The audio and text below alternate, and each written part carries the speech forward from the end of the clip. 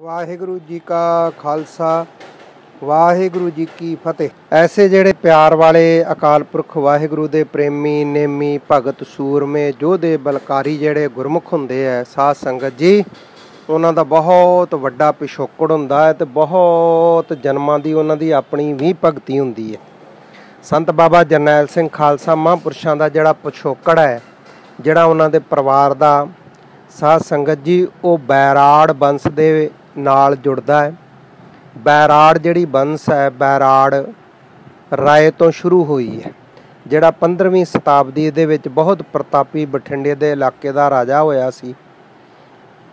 पर आपां साहिब गुरु गोबिंद सिंह जी महाराज जी दे समय तो विचार करते हैं, क्योंकि एडा वड्डा लम्मा इतिहास जिहड़ा है वो थोड़े समय च नहीं विचारिया जा सकदा। साध संगत जी, साहिब गुरु गोबिंद सिंह जी महाराज दे नाल रहण वाले बैराड़ नामी ग्रामी योधे जिवें भाई डल सिंह जी, दान सिंह जी, राम सिंह जी, त्रिलोक सिंह जी, कपूर सिंह जी इत्यादि जिहड़े ने वो सूरमे है। उन्हां दे विच एक सूरमा है भाई जोध राय सिंह, जिहदा नाम ज़्यादातर भाई जोध राय भी कहा जाता है। ये भाई राय जोध वो नहीं जिहड़ा गुरु हरगोबिंद साहिब जी नाल होए ने, वो नहीं है। ये जोध राय जी जिहड़े आ, ये साहिब गुरु गोबिंद सिंह जी महाराज दे नाल इन्हां ने रह के सेवा कीती है। बैराड़ फौज दे विचों सन ते अमृत छक के इन्हां ने ते भाई जोध राय सिंह जी इन्हां दा नाम होया। इन्हां दे अगे पुत्तर होए ने भाई सरजा सिंह जी। भाई सरजा सिंह जी दे भाई रूप सिंह जी, भाग सिंह जी, खंडा सिंह, दुल्ला सिंह, संधूरा सिंह ते वसावा सिंह, इस तरह पीढ़ी दर पीढ़ी जिहड़े ये सूरमे योधे होए है ते बहुत ही गुरु घर दे शरधालू प्रेमी ते नेमी। भाई वसावा सिंह जी दे दो पुत्रां दा जिक्र आउंदा है। एक भाई वसाखा सिंह जी ते एक भाई हरनाम सिंह जी। वाहिगुरु। एक भाई ज्वाला सिंह जी, एक भाई हरनाम सिंह जी। भाई ज्वाला सिंह जी जिहड़े सन, इन्हां दा आनंद कारज नहीं होया, इन्हां आनंद कारज नहीं करवाया। ये विरक्त साधु गुरमुख नाम रसी होए है। भाई हरनाम सिंह जी जिहड़े है, उन्हां दा आनंद कारज होया है मोगे दे पास हेरा पिंड बीबी नंद कौर जी दे नाल। भाई हरनाम सिंह जी संत बाबा सुंदर सिंह जी खालसा भिंडरांवाले जिस समय टकसाल दे मुखी सन, उस समय आप जी इस संसार विच विचरे है। भाई हरनाम सिंह जी बहुत ही नाम रसीए गुरमुख सिमरन भजन वाले दृढ़ विश्वासी सन। साध संगत जी, एक बार संत बाबा सुंदर सिंह खालसा जी ने रोडे पिंड दे विच 101 अखंड पाठ साहिब संगतां दी बेनती ते आरंभ कीता। उस समय संगतां ने बड़े चावां प्यार दे नाल उत्साह दे नाल ये सेवा जिहड़ी है ये कीती संगतां दी हत्थीं। ते साध संगत जी, उदों अजकल वांगू बिजली साधन नहीं सन, जानी कि मशीनरी का युग नहीं सी। हत्थीं चक्कियां पीसिया करते ही, हत्थां नाल ही खूहां चों पानी कढ़िया करते सी। ते बाबा हरनाम सिंह जी अते नाल दे होर प्यारिਆਂ ने विचार कीती कि आपां नूं सारियां सेवावां संगतां दियां, क्योंकि महापुरखां नाल भी लगभग 100-150 सिंह होया करदा सी, घट्टो घट्ट उन्हां नाल 50 सिंह तां हर टाइम विचरिया करदे सी। हुण एक महीने दे विच ओह अकोतरी संपूर्ण होई, ये जिक्र आउंदा ते 101 पाठ संगतां ने बेनती करके करवाया। ते हुण आपां जे विचार करिए साध संगत जी, ते किन्ने अखंड पाठी सिंह होर भी जथे दे नाल लगे। होर बेअंत संगतां रोज़ आउंदियां। गुरमुख प्यारे महापुरख बाबा सुंदर सिंह जी खालसा कथा भी करते हैं। तां बेअंत संगतां जिहड़ियां पहुंचियां ते उस समय ਸਿੰਘਾਂ ने बाबा हरनाम सिंह जी जो संत बाबा जरनैल सिंह खालसा जी दे दादा जी सन, उन्हां सारिਆਂ विचार कीती कि आपां नूं हत्थीं सेवा करनी चाहिदी है। ਜਿਹੜੇ बलद चला के आपां खरास नाल आटा पींदे आ ना, ये भी आप ही पीना चाहिदा। ते जदों ਸਿੰਘਾਂ ने विचार कीती ते फिर बाबा हरनाम सिंह जी अते एक ਸਿੰਘ होर वो खरास दे उत्ते जिवें दो बैल जो करके आटा पीसा जांदा है ना, ते इस तरह साध संगत जी दो सिंह लग्या करते, जिन्हां विच एक बाबा हरनाम सिंह जी आप लग्या करते। अमृत वेले तड़के उठ के उन्होंने इस तरह खरास चला के ते आटा पीना। ਵੇਖੋ किन्नी भावना उन्हां दे अंदर, किन्ना प्यार होवेगा। क्योंकि साध संगत जी नहीं तो बंदा कहता हुण मैं पशुआं वांगू जूड़े विच जुप्पां, पर रति भी उन्हां इन्हां गल्लां दी, संसारी लाजा दी उन्हां गुरमुखां प्यारिਆਂ ने कोई परवाह नहीं कीती। उन्हां दे चरनी नमस्कार।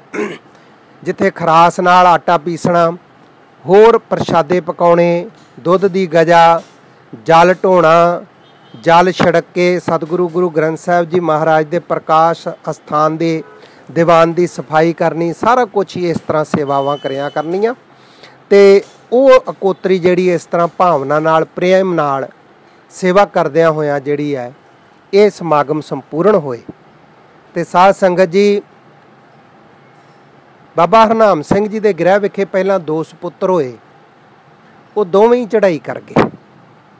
उस तो बाद गुरमुखां दी अरदास दे सदका आप जी दे घर दे विच सज्जन सिंह, जोगिंदर सिंह अते नगेदर सिंह, ये 3 भचंगी अते 2 भचंगणा 2 लड़कियां ने जन्म लिया। कुदरती नेत इहो जी होई, एक समा आया जदों पूरी दुनिया दे विच प्लेग दी बीमारी बहुत तेजी दे नाल फैली। उस बीमारी दे कारण इक्को दिन ही साध संगत जी भाई जवाला सिंह जी, भाई हरनाम सिंह जी, उन्हां दे 2 सुपुत्र भाई सज्जन सिंह जी ते नंगिंदर सिंह जी जिहड़े सन वो शरीर छड्ड गए। माता आनंद कौर जी अते बाबा जोगिंदर सिंह जी, संत बाबा जरनैल सिंह खालसा जी दे सत्कारयोग पिता, मनां नूं बहुत बैराग ने आ घेरिया। बाबा जोगिंदर सिंह जी खालसा जी का पहला ही रिश्ता हो चुकिया सी माता धन कौर जी दे नाल। भाई सज्जन सिंह जी जिहड़े सन बाबा जोगिंदर सिंह जी दे भराता, उन्हां दी भी मंगनी होई सी। माता निहाल कौर जी जो संत बाबा जरनैल सिंह खालसा जी दे माता जी सन, इन्हां नाल होई सी, पर अचानक ही प्लेग की बीमारी के कारण मौत होने करके सारे परिवार नूं बड़ा सदमा लगा।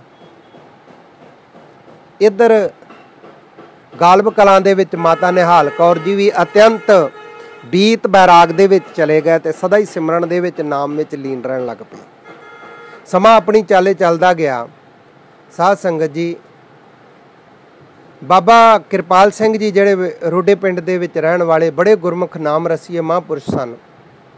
बाबा हरी सिंह जी ऐसे संत साधु महापुरुष पहला ही इस नगर विच होए जो उन्होंने माता आनंद कौर जी नूं दिलासा दिता कि तुहाडे कल्ले घर दे विच मौत नहीं हुई भैण, ये तां सारे ही संसार विच बहुत वड्डी खेड वाहिगुरू दी वरती है, उहदे अगे की जोर है, की हो सकदा है। ते तुसीं बैराग नूं थोड़ा जिहा जरो, मूल मंत्र का जाप वध तो वध करिया करो। माता जी पहला भी वाहिगुरू मंत्र का सिमरन करते सन बहुत ज़्यादा, पर हुण बैराग नूं अपने अंदर समाउंदे होए आप जी मूल मंत्र का ज़्यादा जाप करन लग पए। अते समा पा के बाबा जोगिंदर सिंह जी का आनंद कारज माता धन कौर जी दे नाल कर दिता गया। 1930 दे विच लगभग दी ये गल है। समा अपनी चाले चलदा गया। माता निहाल कौर जी जो सन गालब कलां दे, उन्हां दे परिवार सारे ने विचार कीती,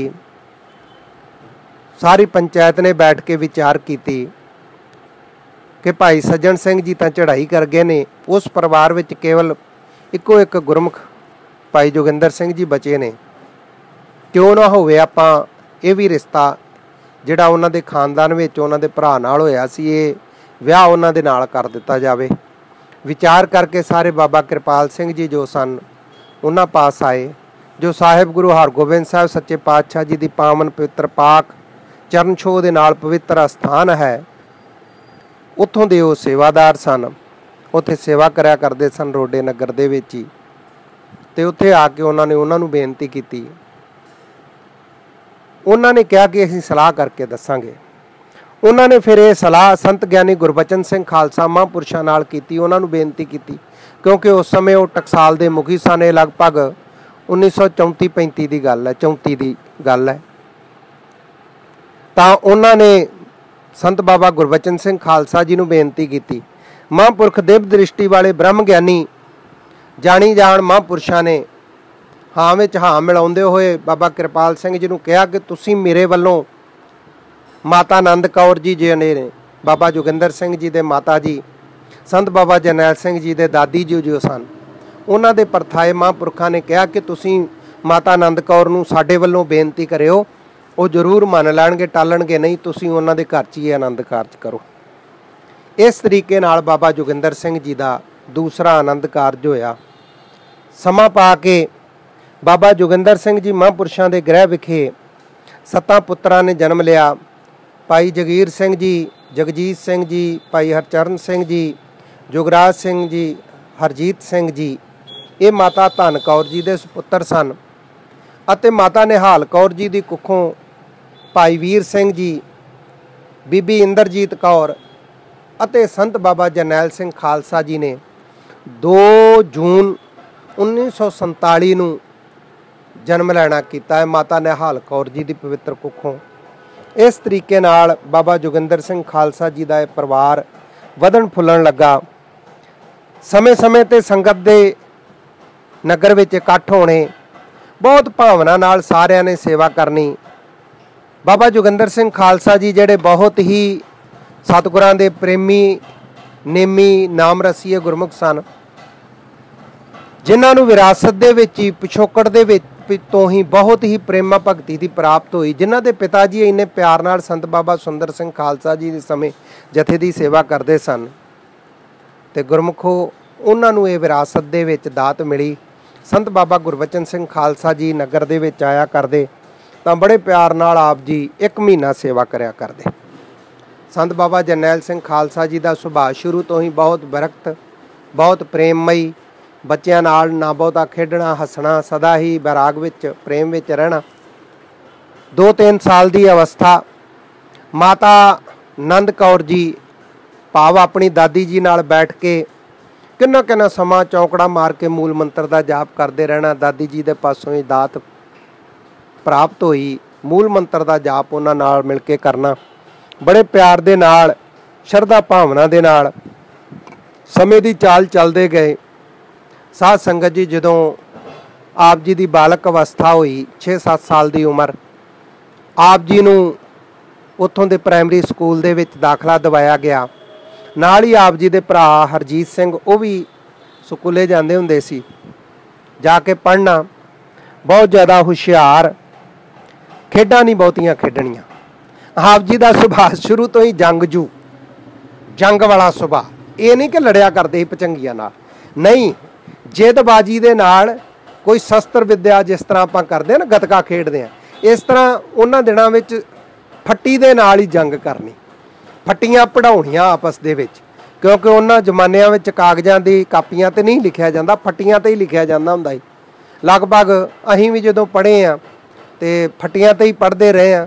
ਅਸੀਂ ਤਾਂ ਬਹੁਤ ਬਾਅਦ ਦੇ ਵਿੱਚ 80 ਦੇ ਨੇੜੇ ਤੇੜੇ ਦੀ ਗੱਲ ਹੋਵੇਗੀ, ਪਰ ਉਹਨਾਂ ਜ਼ਮਾਨਿਆਂ ਵਿੱਚ ਤਾਂ ਆਪਾਂ ਸੋਚ ਵੀ ਨਹੀਂ ਸਕਦੇ ਕਾਪੀਆਂ ਕਾਗਜ਼ਾਂ ਦਾ। ਅਤੇ ਮਹਾਂਪੁਰਖਾਂ ਨੇ ਫੱਟੀ ਦੂਜੇ ਬੱਚਿਆਂ ਦੇ ਨਾਲ ਜਿਹੜੀ ਹੈ ਉਹ ਪੜ੍ਹਾਉਣੀ ਆਪਸ ਵਿੱਚ। ਕਦੀ ਆਪਣੀ ਫੱਟੀ ਇਹਨਾਂ ਦੀ ਟੁੱਟ ਜਾਣੀ, ਕਦੀ ਬੱਚਿਆਂ ਦੀਆਂ ਟੁੱਟ ਜਾਣੀਆਂ। ਇਸ ਜਿਹੜੀ ਇਹ ਅਵਸਥਾ ਹੈ, ਜਿਹੜੀ ਇਹ ਹਾਲਤ ਹੈ, ਇਸ ਸਮੱਸਿਆ ਤੋਂ ਛੁਟਕਾਰੇ ਵਾਸਤੇ ਆਪ ਜੀ ਨੇ ਬਹੁਤ ਵਧੀਆ ਸਕੀਮ ਇੱਕ ਸੋਚੀ।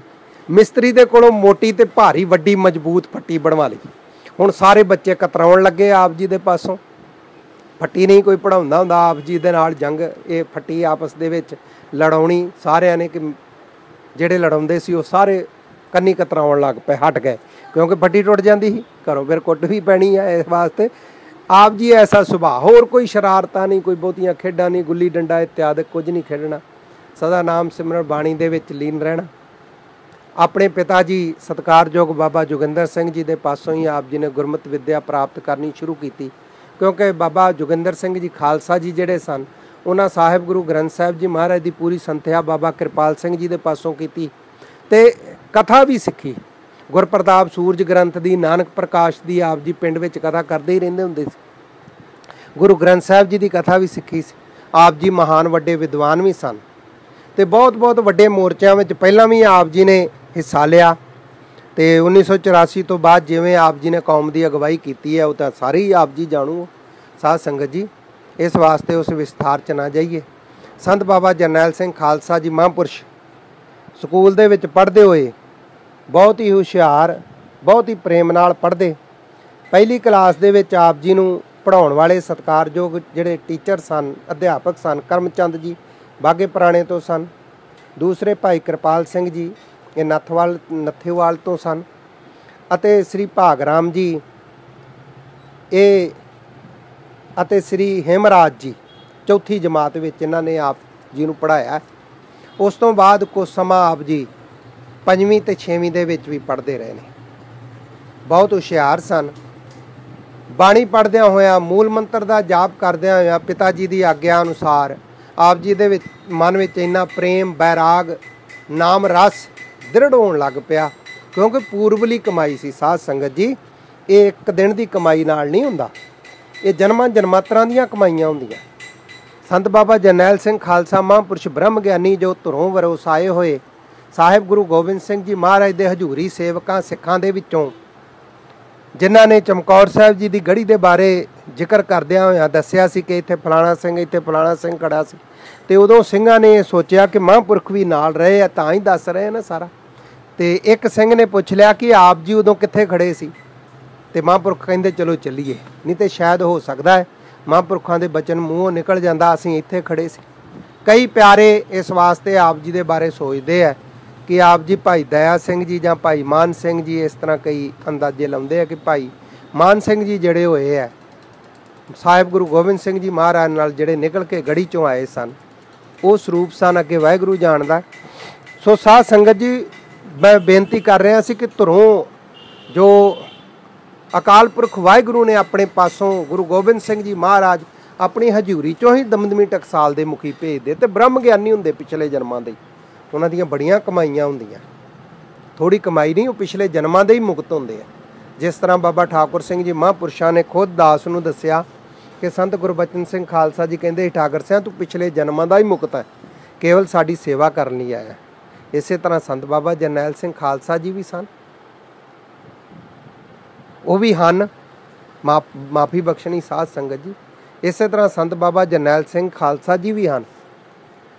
सो साध संगत जी, वो रस, वो नाम जिहड़ा है वो फिर प्रगट हो गया, उस दे नाल बैराग भी वधन लगा। तो एक दिन आप जी ने अपने पिता जी नूं बेनती कर दी कि मैं हुण पढ़ना नहीं, मैं चाहुंदा कि मैं गुरमत विद्या पढ़नी है, गुरबाणी की संथਿਆ करनी, तुसीं कृपा करो। इस तरह संत बाबा जरनैल सिंह खालसा जी स्कूल दे विचों पढ़नों हट गए ਅਤੇ ਹੁਣ घर ही कामकार करते हैं। तो काम भी वो करते जिहदे विच जोर बहुता लगे, जिवें कि गुड़ाई करनी, पुटाई करनी, आड़ खोदनी, इहो जे काम जिहदे विच बहुता जोर लगे। आप जी सदा ही चाव प्यार नाल करना, पट्ठे कुतरने, जद कि पट्ठे कुतरन वास्ते उदों गाड़ी भी हैगी सी, पर फिर भी आप जी अपने हत्थां दे नाल ही जिहड़े सन पट्ठे कुतरिया करते सन पशुओं के। भावें स्कूल के टीचरां ने आके आप जी नूं प्रेरिया भी। आप जी के पिता सत्कारयोग बाबा जोगिंदर सिंह नूं कहा कि ये पढ़न विच बहुत हुशियार ने ते ये बहुत ज़्यादा तरक्की कर सकते हैं, पर उदों बाबा जोगिंदर सिंह जी हुणां ने हथ जोड़ के बेनती की कि ये गुरमत विद्या पढ़ना चाहुंदा, इधर भी रोशन दिमाग ते तेज दिमाग ही, उज्जल दिमाग ही चाहिए, तो इन्हां दी इच्छा नहीं पढ़न दी, इस वास्ते असीं नहीं इन्हां ते दबाव पावांगे। सो आप जी ने ये विद्या अपने सत्कारयोग पिता बाबा जोगिंदर सिंह जी के पासों पढ़नी शुरू की। तो साध संगत जी, आप जी दे विच सुते सिद्धि, रिधियां सिद्धियां निधियां सब गुण जिहड़े है प्रगट होण लग पए। सुभाविक ही जे कोई बचन कर देना वो भी पूरा होना। इस तरीके नाल सेवा सिमरन करदियां दिन बतीत होण लगे। संत ज्ञानी गुरबचन सिंह खालसा जी आउंदे जदों बड़े चावां प्यारां उत्साहां दे नाल मिल के बहुत आप जी सेवा करया करदे, सदा प्यार दे विच रह के भेज के आप जी ने सेवा करनी।